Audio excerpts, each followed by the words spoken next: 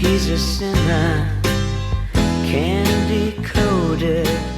Bugsy Malone was the show-stopping hit of the 70s, a scaled-down Sopranos with mini-mobsters and sarsaparilla-swilling showgirls. Bugsy Malone. In place of a bloodbath, there was one of custard. The gun shot cream, not bullets, and the stars drove pedal-powered sedans. This award-winning hit has captured the hearts of generations of children and adults, becoming the world's most famous kids' gangster movie. The weird thing about it is it's all kids. When kids see the movie, I think they don't have any problem with that. They're like, oh yeah, that kid's got a mustache, no problem. You know, he's got a three-piece suit on, and the girl's got some dyed hair and some plucked eyebrows, but that seems fine in my arena. But I think when adults see it, it's quite shocking. I don't think there's ever been another movie that's done that. It was everything. I mean, it was the sets, it was the clothing, it was the pedal cars, the great story. It was unique. I don't think there's ever been a film like it before or since. Nobody dies. There's no cursing. You know, nobody gets thrown off a building. You have this whole little drama of gangsters and singing and dancing, and there's no badness. A guy gets killed with Splurge, shot repeatedly in the chest, and 2 scenes later he's singing and clapping and dancing. How could you not like a movie like that?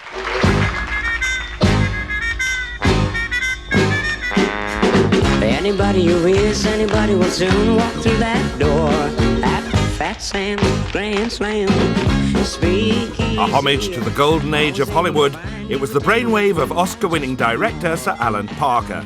His first ever feature film, it was inspired by his own family. I had 4 small children of my own, so trying to find a film for them in the pre-Star Wars era was actually quite difficult. My eldest son came up with the idea of a film that had just kids in it, and so I wrote what was, you know, a pastiche of the musical and the American gangster film. And then I'd done a lot of work in commercials with kids, so I thought maybe I could pull it off. It's a kind of ridiculous, naive notion that you only have at the beginning of a career. Now I would never attempt it now, because you realise how hard it was to do.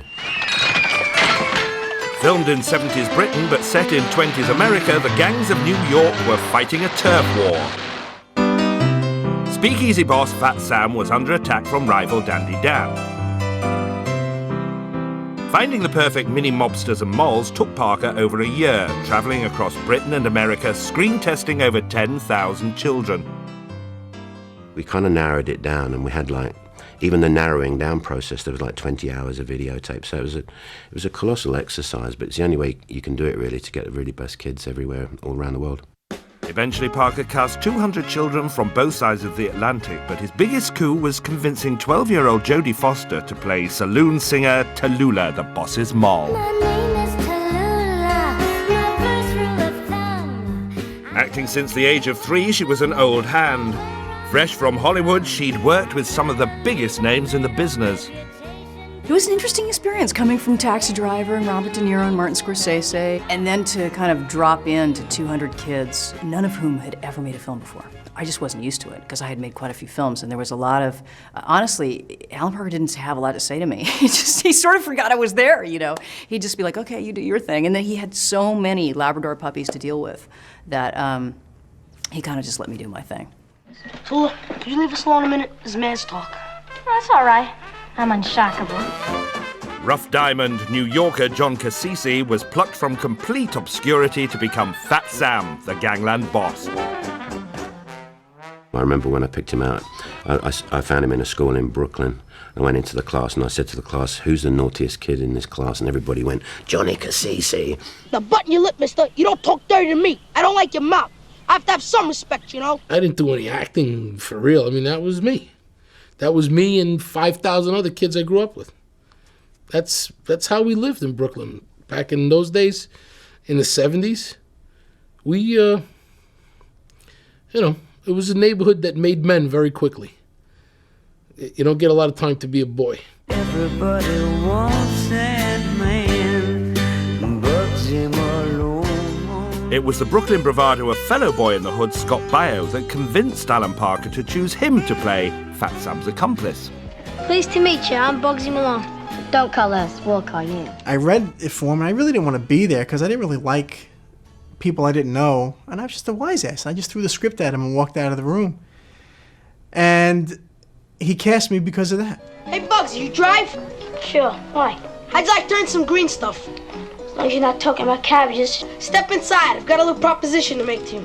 We just played ourselves, basically. What we were was what we were. We were little New York street kids. What's your name anyway? Brown. Brown? Sounds like a loaf of bread. Lousy Brown. Lousy Brown? Sounds like a stale loaf of bread. Ha ha, very funny, terrific. I'm feeling fine. Florrie Duggar was already living on this side of the pond on an American air base when she was chosen for a bit part, but fate won her an upgrade to leading lady, playing Bugsy's love interest. The original Blousy grew too tall. She grew taller than Scott. She had a growing spurt, which was very lucky for me. We ended up, they swapped us roles. So she took my small role and I took her big role and became Blousy, and the rest is history.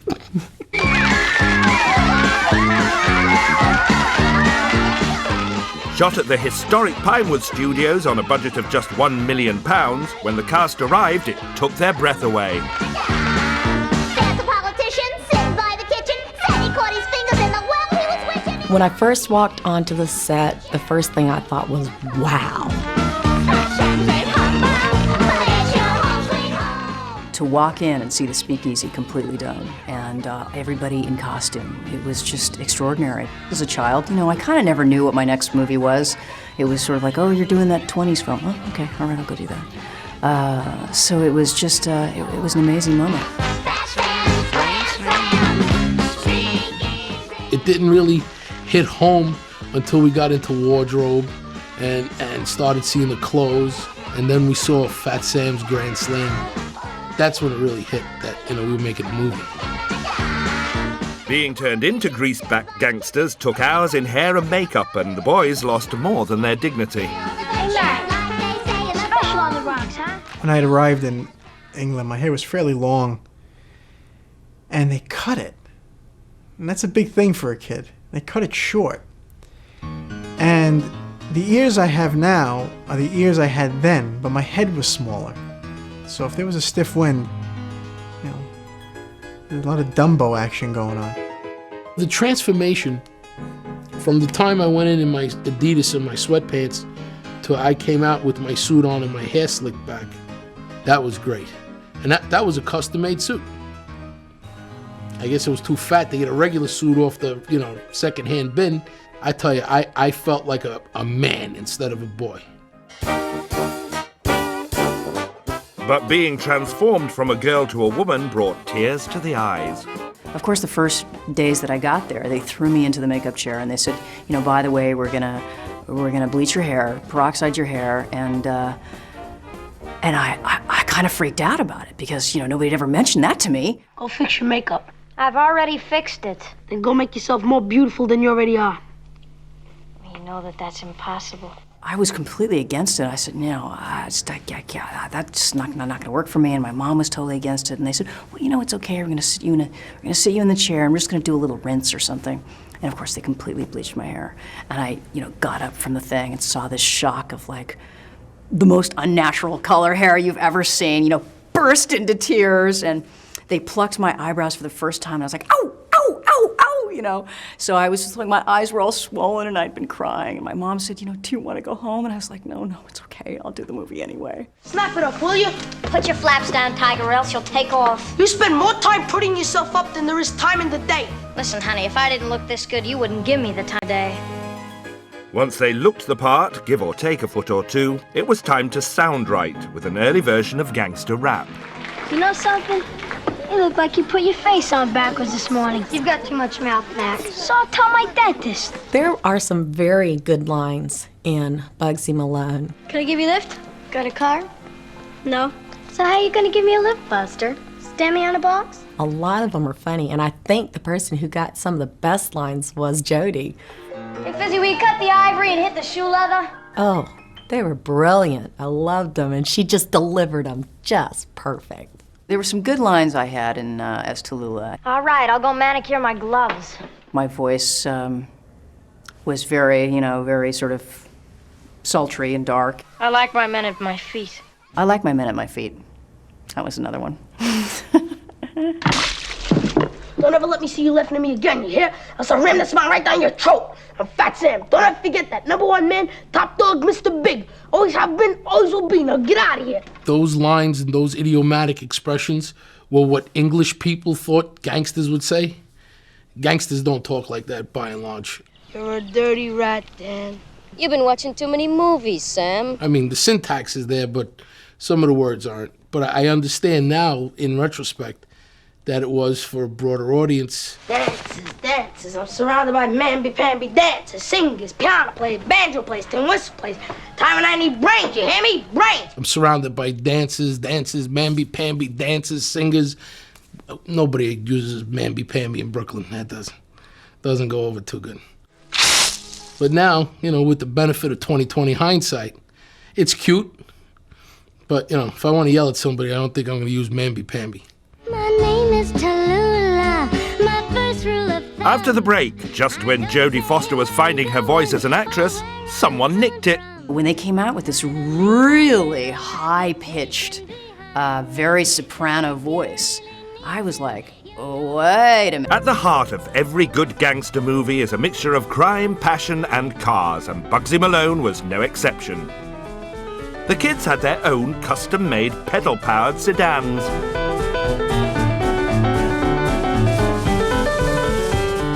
When we first saw the cars on the set of Bugsy Malone, we couldn't believe it. We couldn't wait to crawl all over. That was, to us, that was absolutely a feat of mechanical wizardry. And boy, every chance we got, we were pedaling those things around. It actually had a passenger compartment and wheels and steering wheels and grills and windows and doors and brakes and all that kind of stuff. And as a little boy, I mean, that's big stuff. The cars were custom built on location, part chopper bike, part Mini Cooper, part plywood. They took a month to build and cost the same as a family saloon. They cost a fortune to make because they were all handmade. They were beautifully made. Lookers they may have been, but movers they weren't, and to get them to go fast was a labour of love. In the film, when they get up ahead of steam, there's usually about 5 assistant directors behind pushing. I don't want to sound like Sylvester Stallone, but those are real chases. We pedaled our asses off.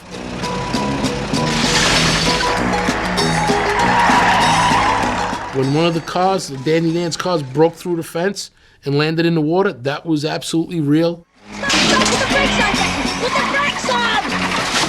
We broke through that barn, that chicken house a few times.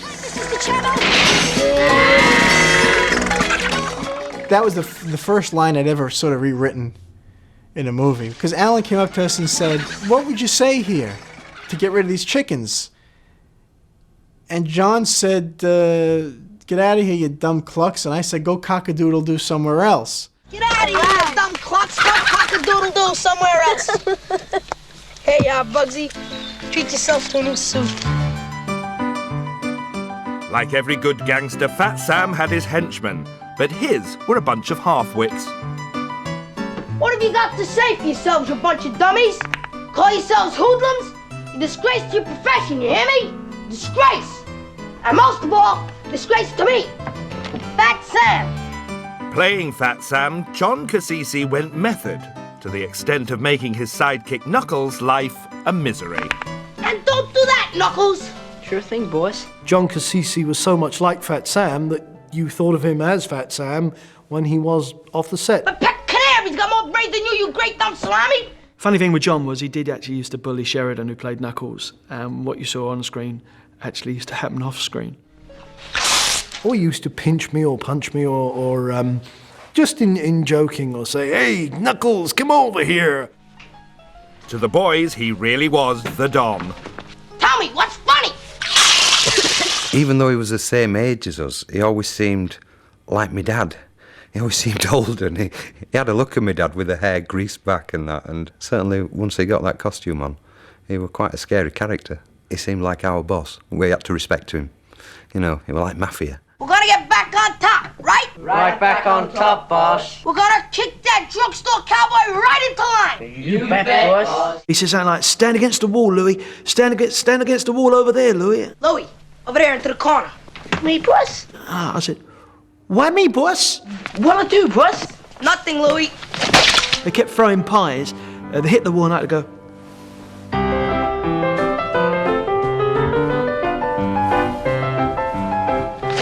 I just remember that them keep sort of lining up these pies, pie against the wall. And it must have done it about 10 times.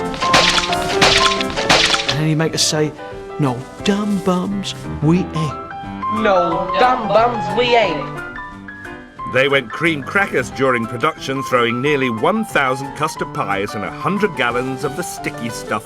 Splatting sessions became a daily ritual. Alan Parker had a go at different custard pie consistencies. He wanted to get the right one. So occasionally he'd line somebody up and say, is it okay to custard pie you? And they'd say yes, and he'd go for one. And he'd say, oh no, that's too watery.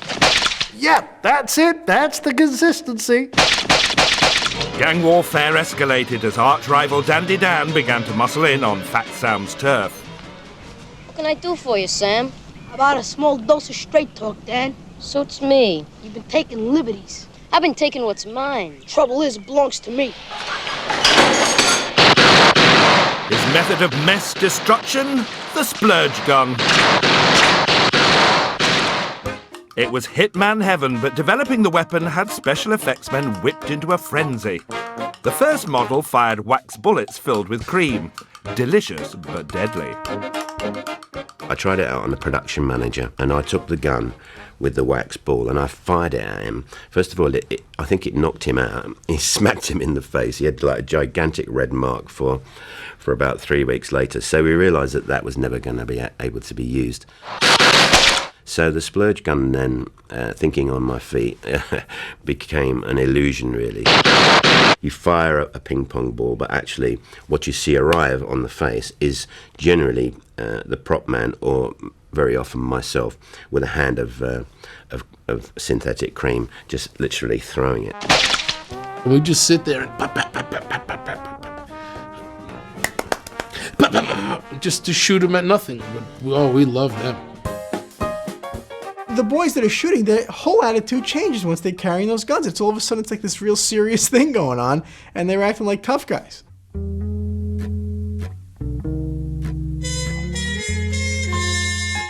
Hitting the target when it came to the music was a harder task altogether. Tomorrow. Oscar-winning composer Paul Williams had worked with everyone from Elvis to Sinatra, but writing for Bugsy was a different score. One of the things we wrestled with was what to do about the voices of the kids. We tried, for example, me being the voice of the piano player. Anybody who is, anybody, that's me. Anybody who is, anybody will soon walk through that door. At Fat Sam Grand Slam, speak easy. We wanted, when the kids slipped into songs, we wanted the real texture of their emotion to have a voice that wasn't an adult voice. We wanted it to have an adult depth, and yet not totally disconnect from the kid. When you feel it, show it. Let the people know it. Let your laughter loose until your scream becomes a love shout.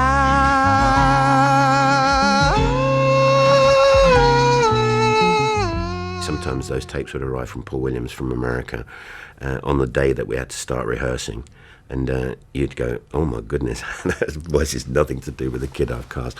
But when I look at it now, it looks so ridiculous. In a funny kind of way, it's part of its charm. You don't have to sit around complaining about the way your life has wound up. When they gave us the tapes, I said to Alan, this is a guy singing this song. What the hell are you doing?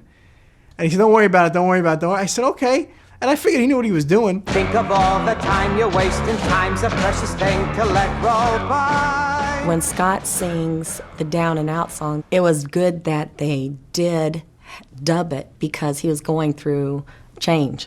and his voice was cracking terribly. So I think the fans will probably appreciate that they did dub it at that time. Fortune sailed away, you missed the boat and found that you'd been left behind. What's the matter with you? I'd sing, and then my voice would go, "Okay, everybody, well," watch them. This is just insane. So give it a try. Is everybody with me? But it just seemed to work. So, and that was a butt of jokes for quite a long time in my life. Even the star of the show wasn't spared. When Jodie Foster heard her solo song, she was speechless. My name is Tallulah, my first rule of thumb. I don't say where I'm going or where I'm coming from. When they came out with this really high-pitched, very soprano voice, I was like, oh, wait a minute. It was one thing for it to be an adult to sing the part, but they didn't choose somebody that had kind of a, a good gravelly Marlene Dietrich voice. They chose this very, very high-pitched voice. My name is Tallulah, I live till I die. I'll take what you give me and I won't ask why. Singing like a soprano was one thing, but walking like a lady was a different feat entirely. I was a tomboy, and it was pretty uncomfortable for me to make movies where I had to, get all dressed up like that. I'm having to kind of writhe against the wall and, grabbing the face of a young man and pulling it towards me. It took hours for the choreographer to teach me to walk, like this, instead of just like a truck driver.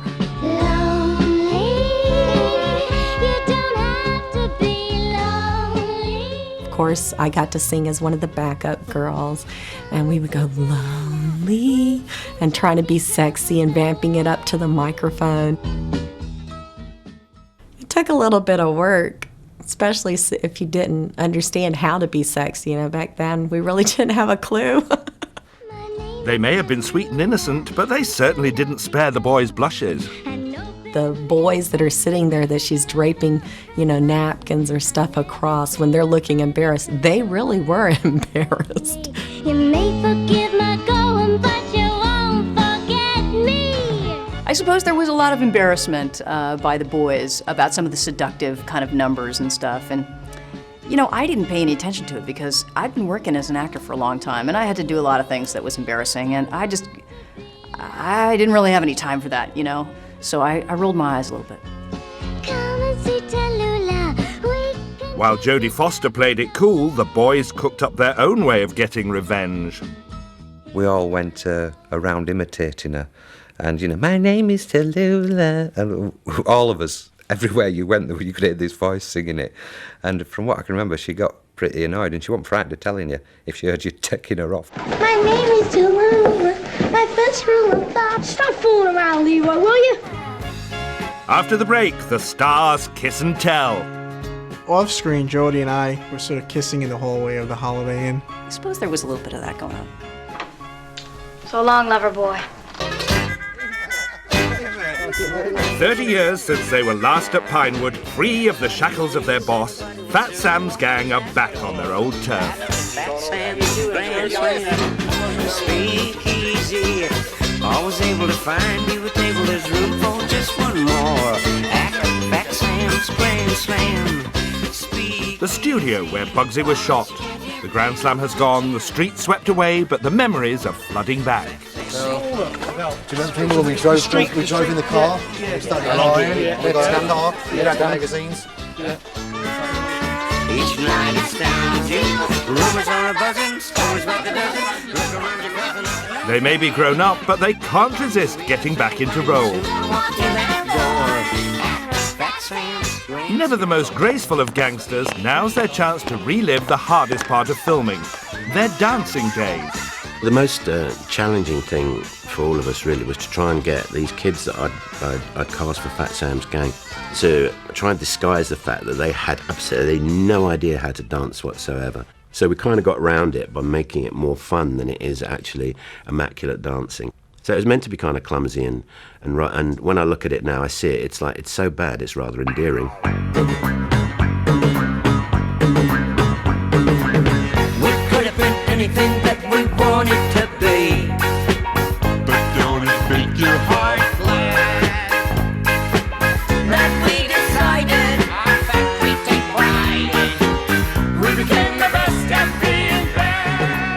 We did the dancing, and I just couldn't pick it up. And they said, look, Jeff, dancing's not that good, so I hear. And I said, no, you're right, Alan. And he said, well, don't worry, I've rewritten the part.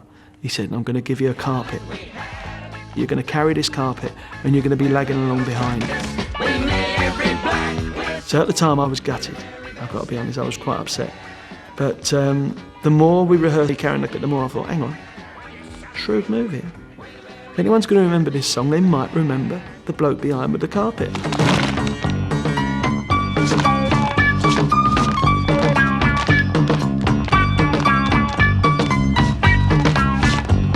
Never lose you, lads. It's like watching the dance dance. Hey, well, what do you guys think you're doing? Get in here, you bunch of peanut brains! Get in here, you dummies! Come on, get in here! Move it, get in here!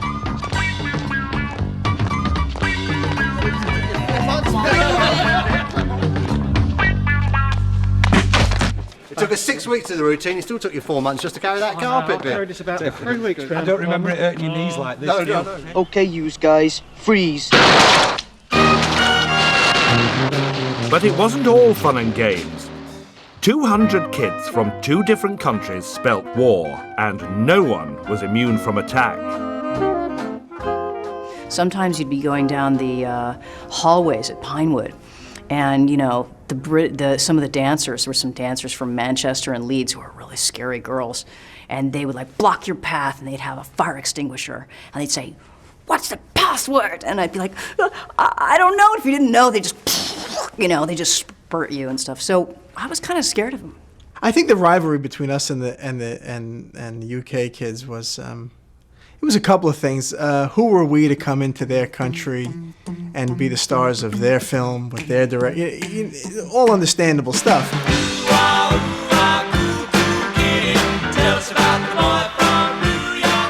You know, these Americans, they were really streetwise. You know, some of them were from rough parts of America, and they were quite hard kids. Kids would come up to us and say, "Where are you from?" And we'd say, "We're from New York," and they'd run away from us. And we couldn't really get it, and then we were talking to some of the adults, and we asked them what the hell that was all about, and they said, well, probably because of this, because all the TV shows were crime shows, and all the New Yorkers were killers. The boys lived up to their reputation. The studios became the world's biggest playground for the child stars hell-bent on creating mayhem. If we would get onto somebody else's soundstage, we would try to sabotage something, the camera, which is really stupid. Scott would say, you know what would be funny? If we took this chair and flung it out the window. And I'm like, okay, no problem. But just things like that. I mean, specifically a lot of theft of minor things. Whatever we can get out. You know, we're Brooklyn kids, and if it's not tied down in Brooklyn, it's gone. Brian Forbes was making Cinderella at the same time, and there's all these people immaculately dressed in all their crinolines, and there was all these little miniature 12-year-old hoodlums running by, grabbing people. The big thing was meeting Glenda Jackson. Now, I didn't really know who she was, but somebody said that's Glenda Jackson. I kind of knew her name, and I called her a cheeky sod because I really didn't know what it meant, and she was just completely blown away that I would even say that. I was like, oh, how dare you? I'm like, yeah, whatever, lady. And we just kept going. There was 20 adults and 200. They couldn't watch us all. And we just were getting into stuff all day, it was a big party. And the host with the most was Scott Baio. He got a taste of things to come in life. Bugsy Malone was where his heartthrob reputation was born. I'm mad about the boy. Everybody had a crush on Scott because he was so cute, and everybody wanted to kiss him. And there were some stories that he'd kissed someone. I'm not really sure if they're true. And, you know, where did they kiss him? He kissed him behind the cafeteria or whatever it was. You know, there was a lot of that going on. I've always found you kind of special. Careful. You're racing my motor. Oh, come on, Bugsy. Give a girl a break. On the silver screen. On screen, Tallulah's trying to seduce me, Bugsy. Off screen, Jody and I were... this might have happened once, maybe twice. We're sort of kissing in the hallway of the Holiday Inn. Late at night, probably 8 o'clock after we were working. How about smearing my lipstick? Careful, Tallulah. You come any closer, I have to call my lawyer. So call him. You see, I was wondering that on the way over. I was like, did we kiss, or did I just dream that because I wanted to, and I thought, I better not say it because what if I just dreamed it up because I thought he was cute and, I wanted to or something. But yeah, I suppose there was a little bit of that going on. That's more like it. All the girls in the chorus, they were all smitten with Scott. I mean, all of them just thought he had the biggest brown puppy dog eyes. They'd all be talking about, oh, wasn't he just so fine? Didn't he look smashing today and all that type of stuff? And I'd be going like, yeah, whatever. Beat it, Wisey. Give a guy a break, will you, Blousey? I bought you some flowers. I'll see that Tallulah gets them. In all honesty, at the time, I really did not like Scott that much. Mainly because all the girls were just going gaga over him. And he just sort of strutted around the place like king of the castle, and that irritated me. How long have you wanted to be a singer? Since I was a kid, I guess. Actually, I don't want just to be a singer. I want to be a movie star. While Blousey dreamt of stardom, Florrie Duggar found the reality of being Scott's love interest a real turn-off. Oh, Bugsy, that's great. That's really, really great. I'm supposed to give him this big hug. Well, I was going, oh, Bugsy, like this. As far away from him as I could, and the kids said, you gotta get closer, Florrie. And I was going like, oh God, do I have to? She kind of did one of these hugs with me, which is really kind of weird, and I kind of didn't know what the hell was going on. I thought, I said, oh boy, I'm thinking, what the F is her problem? Why can't she just give me a hug, Alan was getting a little pissed, and I don't mean drunk. He was getting mad at her because she could not do it. And just hug him, just hug him. Finally, they said, if you don't get closer, we're just going to keep doing this. And I was thinking, I'm going to have to keep getting, touching on him. So I finally did it. Oh, Bugsy, that's great. That's really, really great. Hey, knock it off, will you? Alan Parker had a tough reputation, and when it came to getting the perfect performance, the kid gloves came off. Well, he was very domineering, man. You knew he was in charge, and he certainly didn't mind swearing to say we were children. He used to swear quite a lot at us. They're playing adult parts, so in a way I treated them like adults, and therefore the set of rules that we all had was that first of all they have to behave in a very disciplined way, and if they didn't, then I would remind them. Maybe that's where the stronger language came in. Look, Buster, I've been walking the streets of New York for 6 months now, and the only fancy steps I've been doing is to avoid the man who collects the rent.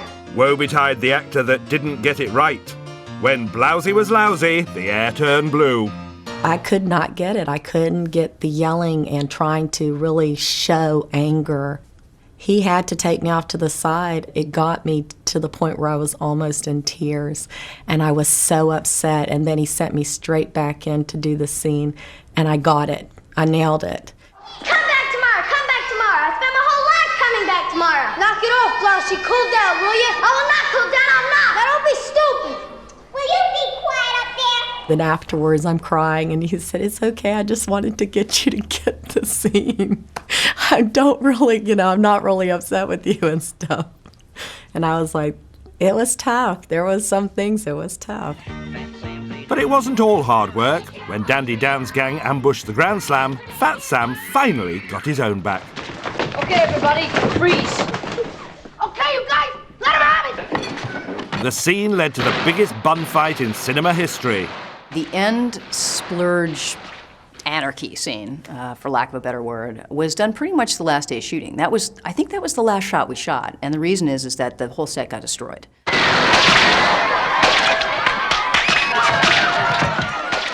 It took about 6 seconds. It went from a brown set to a white set, and and there was no way I could stop it. But by then, the moment I said action, boy, did they go for it.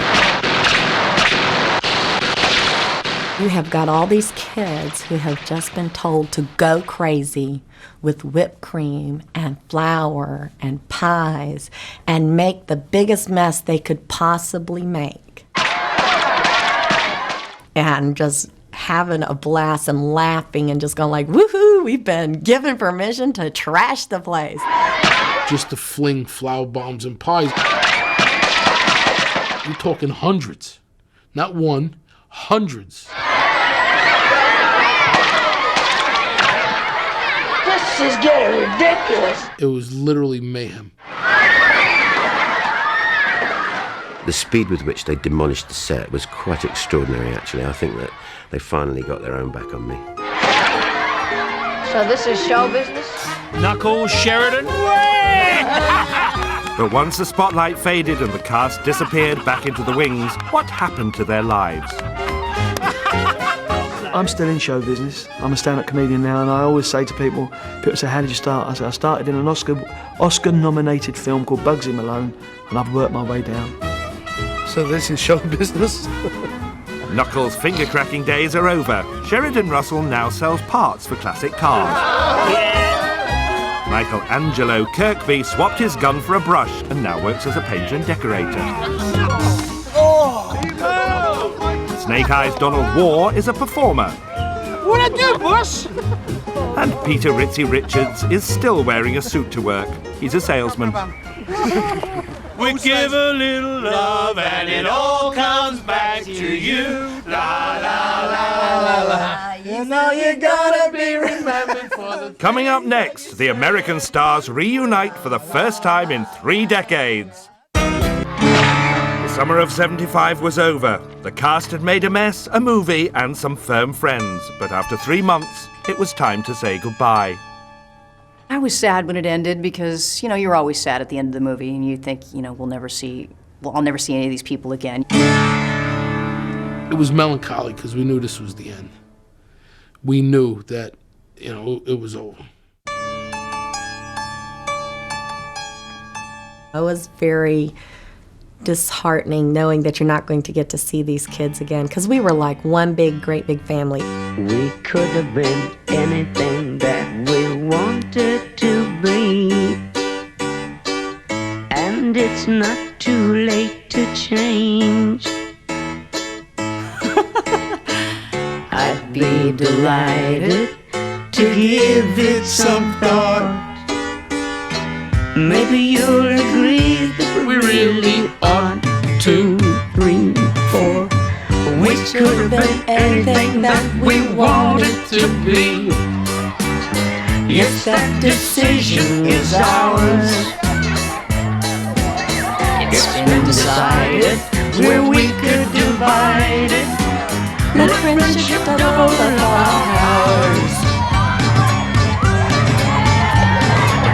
We could have been anything that we wanted to be, and I'm not saying we should. But if we tried it, we learned to abide it. We can be the best at being good guys. Bugsy Malone was released in '76, the same year Jodie Foster stunned audiences playing a child prostitute in Taxi Driver. You looking for some action? Yeah. You see that guy over there? Yeah. You go talk to him. His name is Matthew. I'll be over there waiting for you. I never thought I would be an actor when I grew up. I never thought that. There was every reason for me not to believe that I would ever be an actor when I grew up. Most child actors don't grow up to be actors. She did, and went on to become the youngest actress ever to win 2 Oscars, most memorably for her role in Silence of the Lambs. I was so scared to look inside, but I had to. What did you see, Clarice? What did you see? Lambs. They were screaming. I'm continually shocked and amazed that this is what I did. The same thing that I did when I was 5 is what I'm actually doing as an adult, many, many, many years later. And sometimes I'm proud of that, and sometimes I feel like, wow, was I just too bored to go choose something else?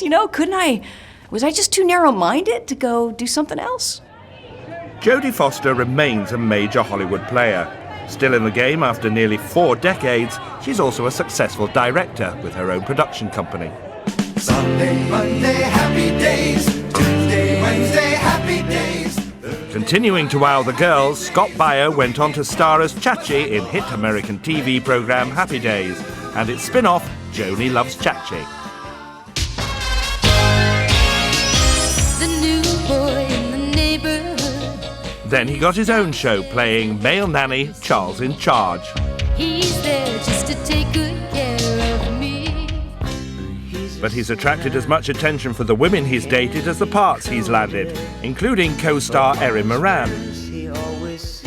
fellow child actor Brooke Shields, Dynasty star Heather Locklear, and he was engaged to Baywatch babe Pamela Anderson.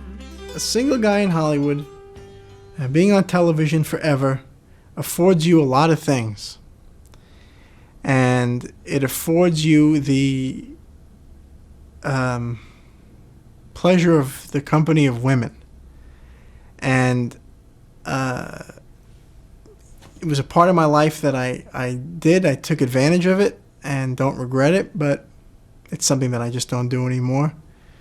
And there was, listen, I had a good time. I had a very good time.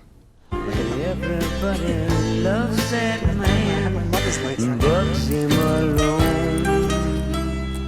No longer the Lothario, he's still acting and living the LA life. And these days, he's met his love match. Hard-headed Bugsy makes his mind. In my personal life, I am engaged to a girl from Sweden who is a wonderful human being. Who's actually good for me because she doesn't let me get away with a lot of crap like I'm used to getting away with. He's a man of mountain, he's a rolling stone. Bugsy was the reason I'm anybody, or whoever anybody thinks I am. I mean, that movie put me on the map and brought me to California. So that movie totally changed my life.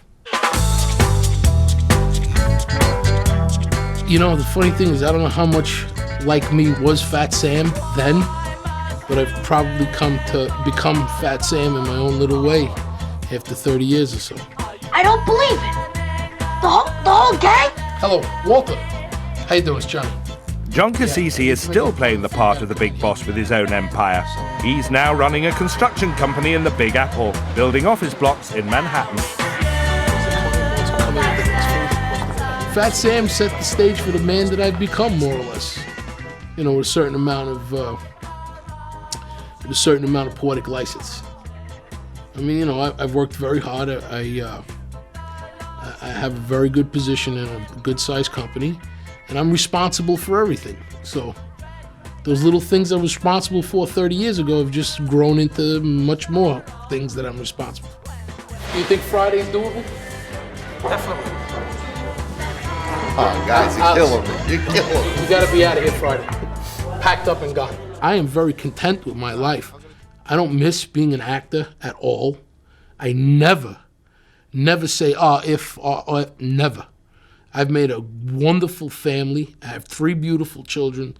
I'm married a very long time to a wonderful woman. And I've got a great career. His arch-rival Dandy Dan, British-born Martin Lev, gave up acting and worked as a designer. But sadly, he became ill with ME and committed suicide, aged 32. While Blousy dreamt of becoming a Hollywood film star, Florrie Duggar shunned the limelight. Swapping silk dresses for a uniform, she spent 21 years in the medical corps of the US Air Force. Now retired, she's still living on base in Charleston with her son and husband, and admits that being in the film gave her the confidence she needed for her career. I was very shy, and Bugsy Malone helped me overcome that extreme shyness that I had so that I could go out and talk in front of people. I had to do a lot of speeches in the military, so that helped there because you figure if I can talk and have all these people with cameras in my faces do it, then I can sit up here at a podium and do it to 20 people in an audience. So it helped in those ways, is overcoming my shyness. It's 3 decades since they were in the Grand Slam. Now, for the first time, the stars meet as adults. Hey,